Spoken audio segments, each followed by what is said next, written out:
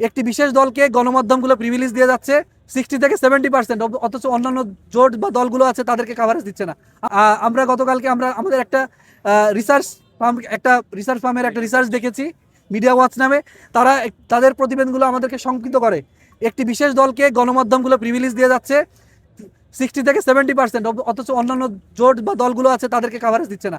আমরা মনে করি নির্বাচনের লেভেল প্লেইং ফিল্ড নিশ্চিত করার ক্ষেত্রে এটি একটা বড় বাধা। তো সেই জায়গা থেকে আমরা নির্বাচন কমিশনকে কনসার্ন জানিয়েছি, তারা যাতে তথ্য সম্প্রচার মন্ত্রণালয়ে চিঠি দেওয়ার মধ্য দিয়ে অন্যান্য গণমাধ্যমকে সতর্ক করেন, যাতে সকল দল মতের মানুষ যারা আছেন তাদেরকে সমানভাবে কাভারেজ দেওয়া হয়, সকল মানুষের কাছে তারা যাতে সঠিকভাবে পৌঁছাতে পারেন, তারা যাতে তাদের ভোটের কথা তারা যাতে ভোট চাইতে পারেন, এজন্য যাতে মিডিয়ার সহযোগিতা পান, এজন্য আমরা নির্বাচন কমিশনকে বলেছি। নির্বাচন কমিশন আমাদেরকে আশ্বস্ত করছেন, তবে তারা যেটা বলেছেন যে দেশের সংবিধান এবং নির্বাচন কমিশনের আইনের বেশ কিছু জটিলতা আছে, যার কারণে এই সমস্ত প্রার্থীরা যারা বৈধতা পেয়ে যাচ্ছে, তো এই জন্য তারা বেশ কিছু কনসার্ন দিয়েছেন আমাদেরকেও, আমরা সেটা শুনেছি।